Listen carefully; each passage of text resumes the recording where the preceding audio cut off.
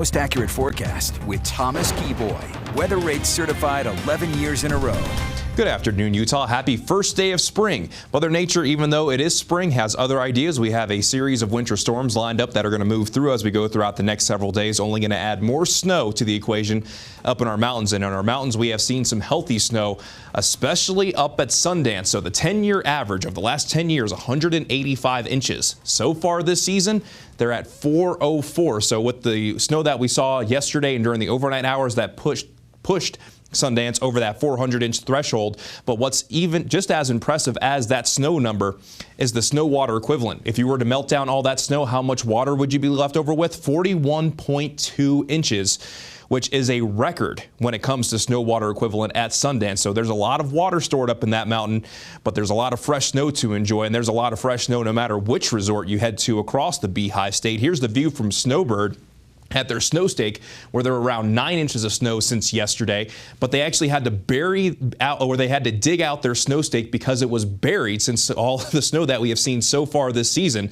That's just an impressive view from Snowbird. As for our temperatures, we're sitting at 40 degrees in Logan, 28 in Park City, 47 in Salt Lake, 43 in Provo, and 49 degrees in St. George. So it's not actively snowing in the Cottonwoods at this particular point, but we are expecting more snow as we go from this afternoon into this evening, and we're actively seeing snow around Bryce Canyon country. It's currently coming down, got some soggy streets out there, so be careful if you're heading out across the Beehive State, as we do have a winter storm system moving through, and it's all associated with a cold front as well. Scattered showers in southwestern Utah, even Cedar City seeing straight snow at this particular point after seeing some rain down in St. George, over 1/10 of an inch so far. Isolated showers in eastern Utah, a little bit of rain around Moab, and there's a batch of showers and thunderstorms that are actually moving in from the West Desert that will be approaching the Wasatch Front in association with that cold front over the next couple of hours, and that's going to produce more snow up in our mountains, mainly valley rain and mountain snow, but typically colder areas like Cedar City do have that chance of seeing some snow thanks to those cooler temperatures that we have in place. And with that cold front, some thunderstorms can't be ruled out really across the entire state. And our window for thunderstorms is really from now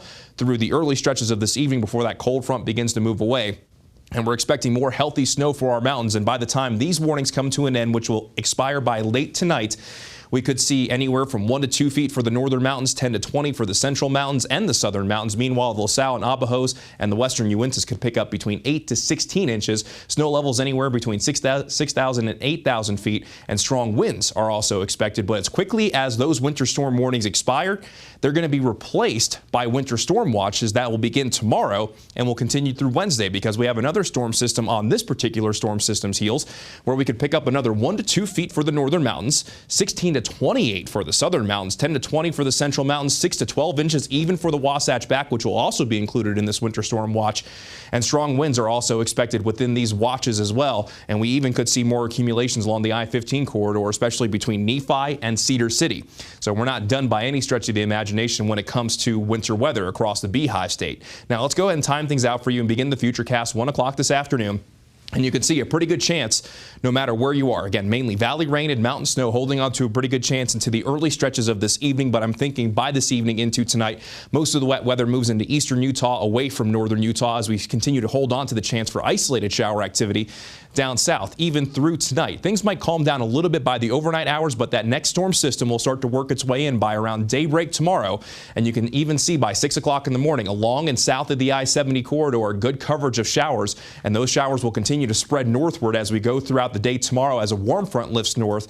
And this system that's going to be arriving tomorrow going to tap into some of that atmospheric river moisture. So we could see times of heavy rain and also heavy snow, and going to hold on to the chance for even more wet weather through our Wednesday with another system that could arrive between Thursday and Friday. Again, it's a lot to keep track of, but this is the moisture potential through early on Thursday morning, and it's going to be another one of those situations where we're looking at healthy moisture across the state, but one of those bullseyes could be southwestern Utah once again. So flooding not out of the realm of possibility. It's something we'll be keeping our eye on, but definitely expecting more healthy snow for our mountains. As for the regional forecast, most in northern Utah will see daytime highs in the 30s and 40s, getting close to 50 degrees in Salt Lake.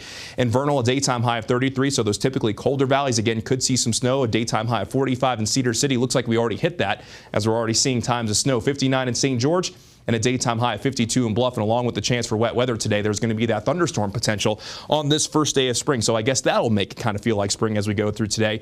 More rain showers in store for St. George for our Tuesday and Wednesday.